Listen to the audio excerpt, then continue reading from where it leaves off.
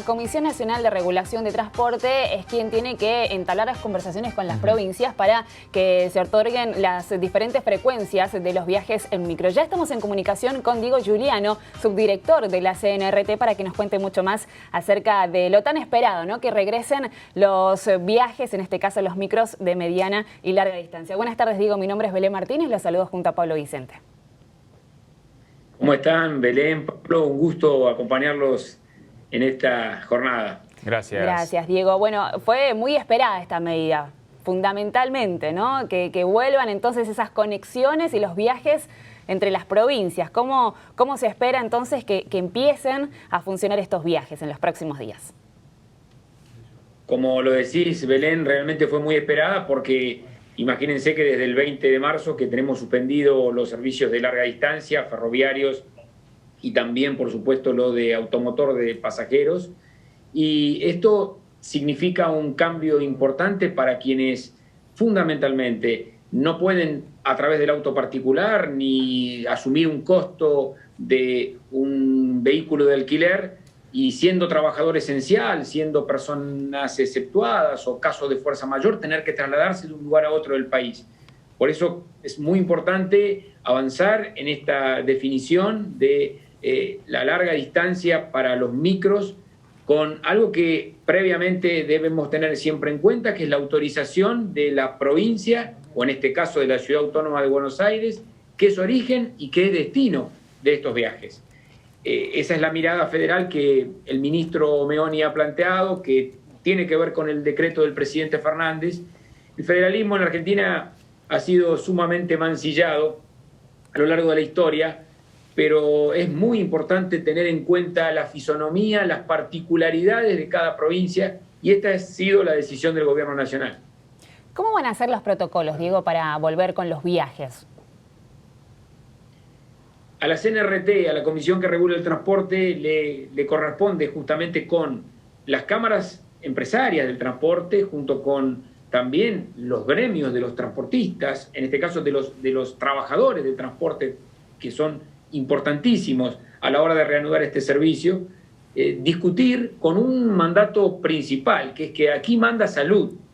Este es el principio general de todo lo que significan los protocolos.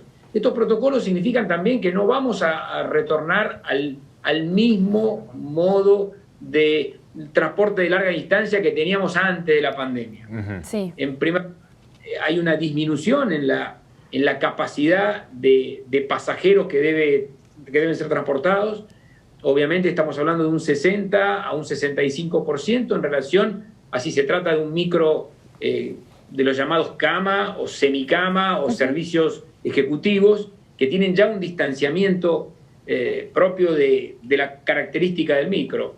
Así también sucede en el ámbito ferroviario. Es decir, que tenemos que pensar en un distanciamiento que tiene que ver con la capacidad de ocupación y una cantidad de medidas vinculadas a lo sanitario. Porque es importante que se recupere la confianza, o que el pasajero recupere la confianza para poder trasladarse en condiciones sanitarias seguras. Y esto tiene desde el momento mismo en que uno saca el pasaje, que va a ser preferentemente a través de los sistemas electrónicos, a través del boleto electrónico, y evitando la manipulación del papel, hasta la toma de temperatura en el momento de ingresar a la terminal de ómnibus y al servicio del micro, todo el trayecto con la referencia de los centros sanitarios más próximos para el caso de que algún pasajero presente un síntoma compatible con COVID-19, y luego también la cuestión de la llegada al lugar de destino, la toma de temperatura y también los protocolos que cada provincia elabora en este tema.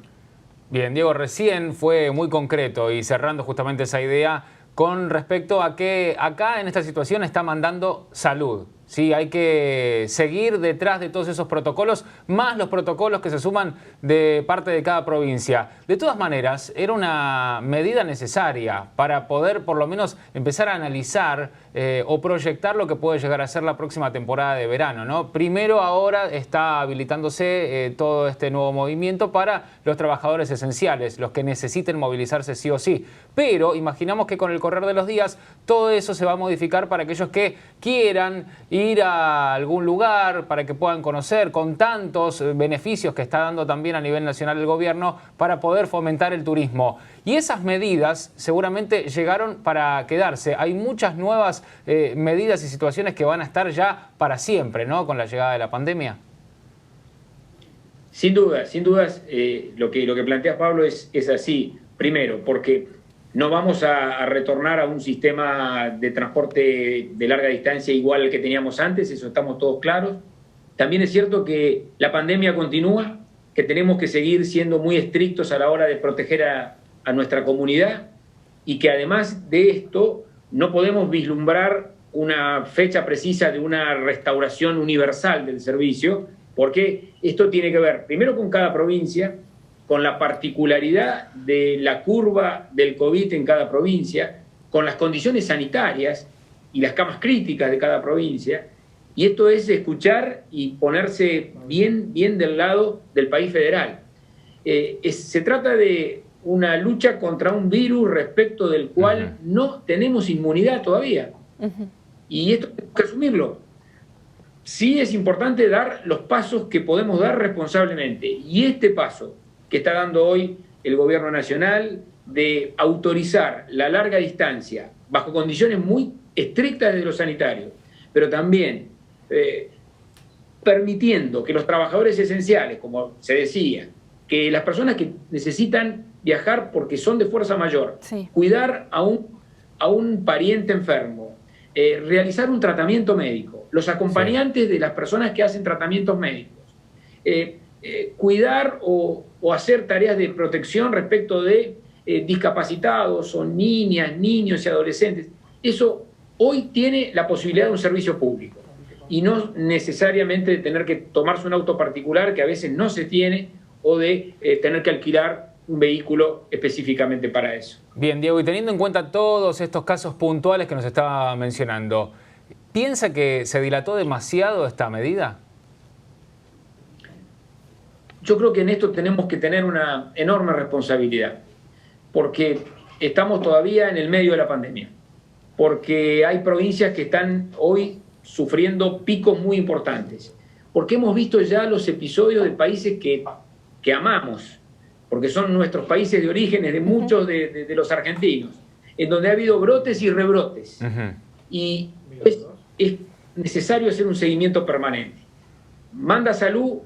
Esto es dinámico, tiene que ver también con que las provincias puedan informarnos y autorizarnos conforme a sus propias realidades, y sobre todo esto es una ventana que se abre para muchísima gente que es un comenzar, ¿no?, como bien lo decías. Luego veremos de aquí a 2 meses, veremos por supuesto que el monitoreo es permanente, pero de aquí a 2 meses planteabas vos de la cuestión de las temporadas de verano y todo lo que se viene, y que hay muchas dudas e incertidumbres sobre eso. Seguro. Pero en materia de transporte, estas son las condiciones actuales que tenemos. Bien, y lo importante entonces es volver a reactivar todo el sector y lo que implica, ¿no? Realmente había muchos que lo estaban pidiendo, lo necesitaban, así que eso está buenísimo. Gracias, Diego, por su tiempo, por estar con nosotros y por contarnos muchos más detalles sobre esta actualidad en cuanto a los viajes de micro. Muy amable.